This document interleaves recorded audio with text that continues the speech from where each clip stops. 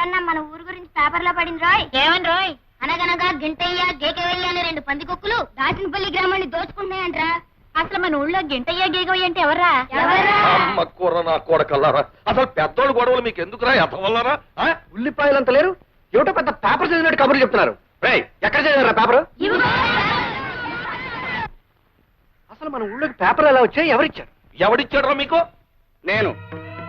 ఈ రోజు నుంచి ఈ ఊళ్ళో జరిగే ప్రతి అరాచకం బయట ప్రపంచానికి తెలుస్తుంది. బయట ప్రపంచంలో జరిగే ప్రతి మంచి పని ఈ ఊరికి తెలుస్తుంది. ఇన్నేళ్ళ నుంచి మీరు చీకట్లో దాచేసిన ఈ గ్రామం ఇప్పుడిప్పుడే మేలుకుంటుందని గ్రహించండి. దానికి నిదర్శనం ఇదే. పిల్లలు, స్కూల్కి పదండి. చూసావా ఎలా కొట్టించాడో? చెప్పు దెబ్బ ఎత్తుతా అని మమ్మల్ని ఊరించడం కాదు, ఏదో ఒక అవతారం ఎత్తవయ్యా బాబు. ఎత్తేస్తాను.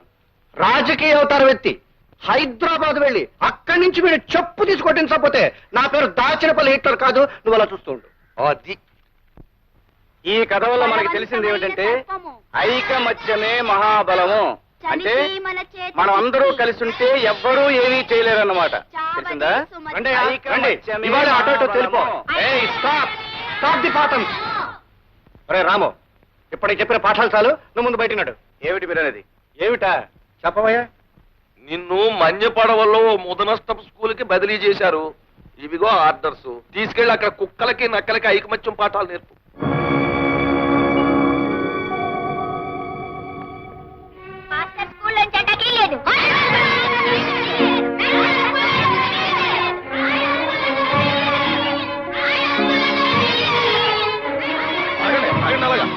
అట్లా ఊరికాల నిలబడి చూస్తారో? కుడి చేయడం చేయలేకుండా మన వాళ్ళని గూడు పళ్ళు కల్పించాడు. మన వాళ్ళని తీసుకెళ్ళండి.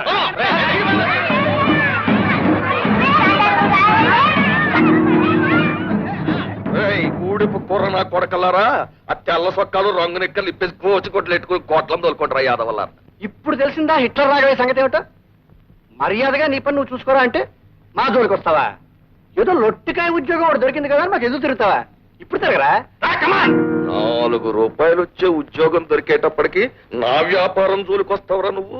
పెద్దలు ఎదిరించావు, ఊళ్ళో ఉండే యోగం కూడా లేకుండా పోయింది. ఇప్పుడు ఎదిరించడం చూద్దాం. 4 ముక్కలు వంట పట్టినంత మాత్రం ఊళ్ళో పెద్దలకే నీతులు చెప్తావా? ఇప్పుడు ఓడిపోయి పడ్డావు, ఇప్పుడు చెప్పమ్మా నీతులు. చెప్పరా? చెప్పు. బోడి ఆశయాలు ఆదర్శాలని పటం కట్టుకు ఊరేగేవే. ఇప్పుడు చెప్పు. కొంపలో డబ్బు లేదు, ఊరు వెళ్ళకపోతే ఉద్యోగం లేదు, ఉద్యోగం లేకపోతే తిండి లేదు, ఎవడి సాయం లేదు, నా సానుభూతి అంతకన్నా లేదు, ఒంటరి వెధవి, ఏ సాయంత్రం నీ ఆశయాలు. ఇప్పుడు అర్థమైందా హిట్లర్ రాఘవయ్య అవతారం ఎత్తితే ఏం చేయగలడు? అర్థమైంది. కానీ మీకు అర్థం కాని నేను చెప్తాను వినండి.